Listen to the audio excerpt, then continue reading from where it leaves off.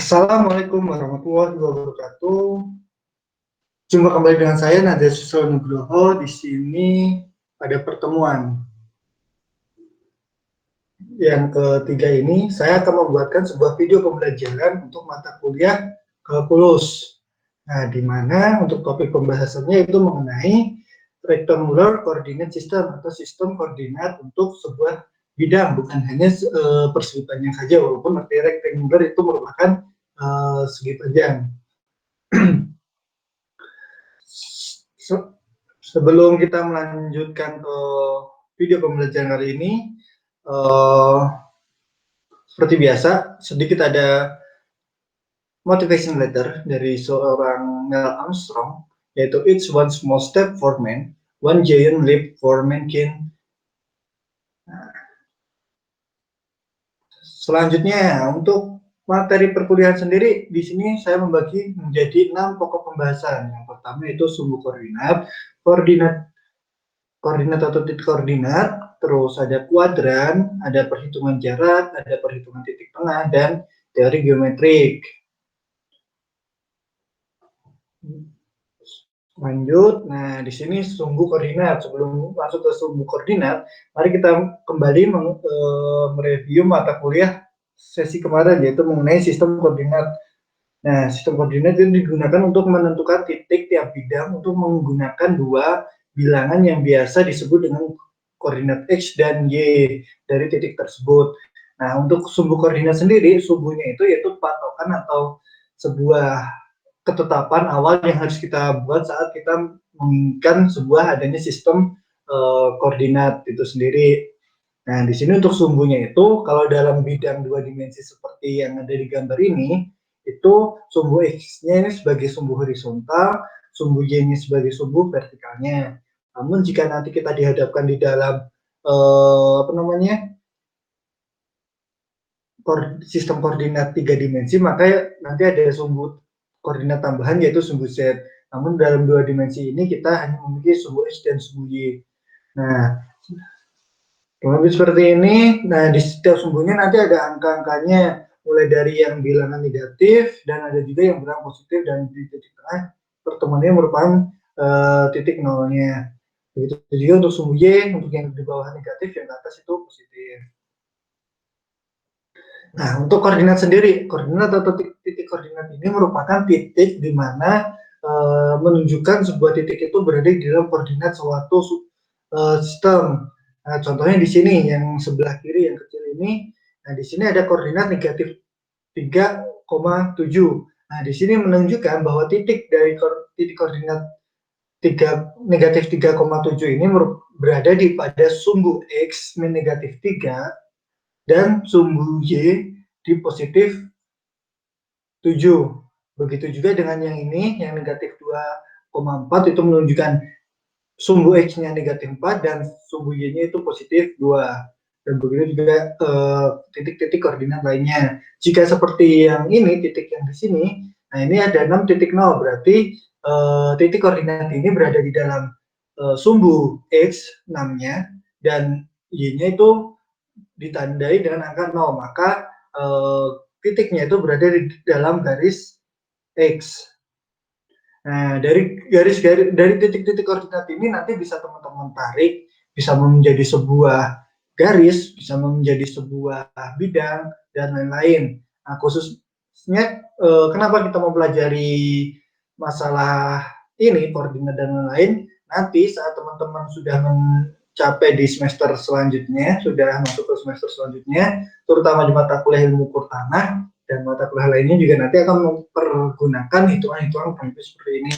Jadi untuk dasar dan basicnya teman-teman perlu memahami secara mendasar lagi dan mengulang lagi, karena mungkin bagi teman-teman sudah ada yang memahami waktu masa-masa sekolah di SMK, SMA, ataupun yang lain.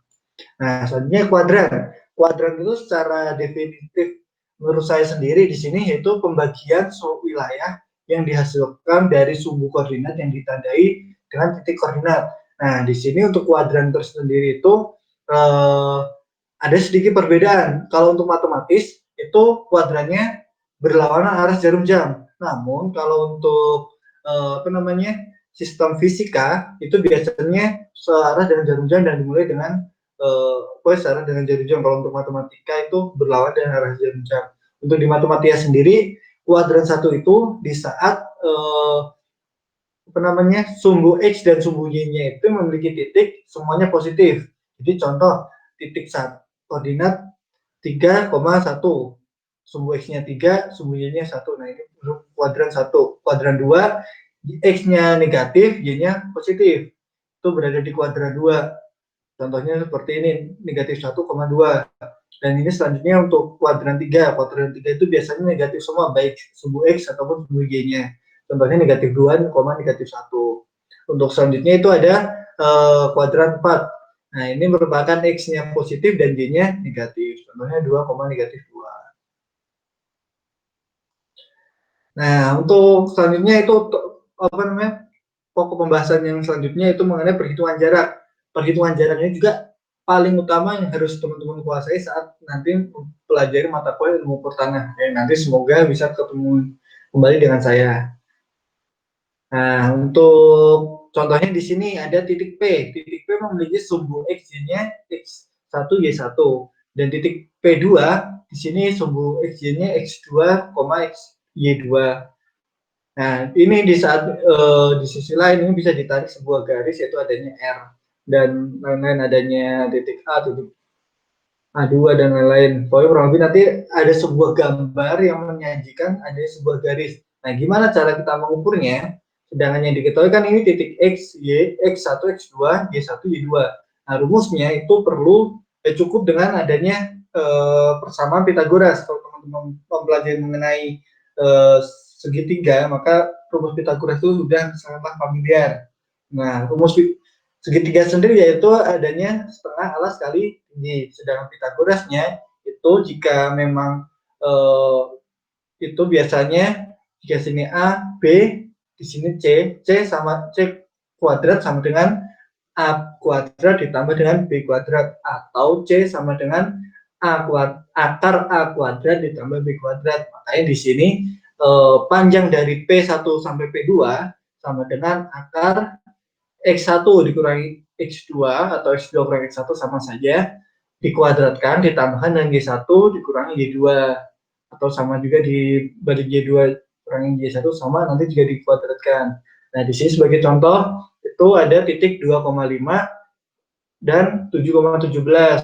Berarti 2 sebagai X1, 7 sebagai X2, dan 5 sebagai Y1, 17 sebagai Y2. Berarti akar 2 min 7, X1 min X2 kuadrat ditambah Y2, Y1 kurangi Y2. Jadi 5 kurangi 17. Maka akar 2 kali kurangi 7 tadi kan 5, negatif 5 kuadrat 25. Kalau yang ini 17 kurangi 5, 12, 12 kuadrat 144. 25 tambah 144 itu hasilnya 169, yang itu sama dengan 13. Maka untuk garis yang berada pada titik 2,5 dan 7,17 ini panjangnya itu 13. Membaca sendiri. Nah, kan? Nah, selanjutnya mengenai perhitungan titik tengah. Bagaimana cara menghitungnya? Nah, titik tengah ini nanti juga sangat digunakan saat mata kuliah ilmu pertanahan nanti. Nah, di mana di titik tengah di sini itu dari P1 sampai P2 anggap saja sama seperti yang sebelumnya ini, namun di sini nanti ada titik tengah di sininya. Nah, titik tengahnya ini berapa nih bisa teman-teman perhitungkan dengan cara kurang lebih seperti ini. P1, P2 memiliki XY masing-masing, dan di tengah-tengahnya itu ada namanya midpoint-nya atau titik tengahnya itu disimbolkan dengan M, X, Y juga. Nah, di mana saat ditarik garis ke bawah secara itunya nanti ke samping kanan, ke kiri atau ke samping dan ke atas bawah itu juga nanti akan membuat adanya titik koordinat ini. Berarti kalau untuk P1 itu X1 dengan Y1, M, X dengan Y, P2, X2 dengan Y2. Nah, untuk rumusnya sendiri, untuk mencari X-nya, itu yaitu dengan X yang di sini untuk titik tengahnya, itu bisa dengan X1 ditambah X2 dibagi 2. Dan untuk Y-nya, Y1 ditambah Y2 dibagi 2. Dari mana dapat rumus ini? Ini bisa teman-teman cari kurang lebih dari dengan cara seperti ini. Ini menggunakan persamaan persamaan linier. Nah, di mana dengan persamaan linear ini akan menghasilkan rumus-rumus kurang lebih seperti ini dan akhirnya seperti ini. Begitu juga untuk yang Y. Nah, di sini ada contoh. Untuk contohnya itu titik A dan titik B anggap saja itu titik P1-nya ini yang 29 dan titik P2-nya 4,3-nya. Nah, berarti untuk midpoint-nya masukkan ke rumus. Berarti 2 plus 4 dibagi 2. 6 bagi 2, 3. Temu, X-nya 3. Y-nya 9 plus 3, 12 per 2, 6. Berarti titik midpoint-nya itu ada di titik 3,6. Atau kalau teman-teman secara manual bisa, namun agak kurang meyakinkan. Kalau secara matematis harus adanya perhitungan seperti ini. Nah, selanjutnya mengenai teori geometrik. Teori geometrik ini merupakan teori masalah sistem koordinat yang membentuk sebuah geometrik atau bisa segitiga, bisa jajar genjang, yang bentuknya tidak simetris. Kalau seperti persegi panjang itu kan simetris. Kalau untuk yang lain kan bajunya tidak simetris seperti trapesium dan lain-lain juga.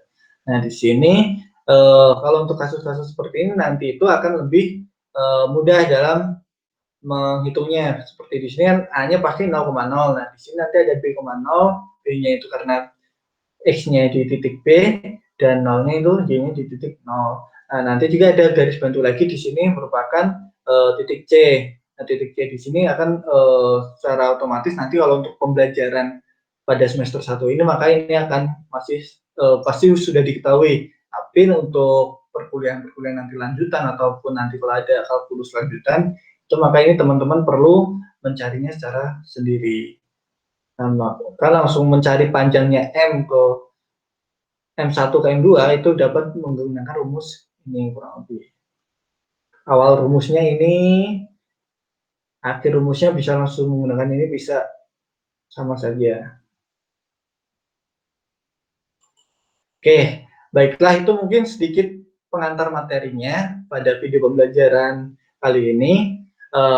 Tidak lupa juga setiap pertemuan akan saya lampirkan tugas-tugas sama seperti minggu kemarin, yaitu tugasnya tulis dan saring problem solving yang ada di buku kalkulus karya air jilid kelimanya, lalu sesuaikan dengan pemahaman teman-teman terhadap materi kuliah ini. Jika ingin lebih jelas, maka bisa teman-teman baca ulang di bukunya atau tonton video pembelajaran ini. Selesaikan, setelah selesai pengerjaannya silahkan difoto atau scanning, lalu disajikan dalam bentuk Word atau PDF saat mau diupload di editingnya.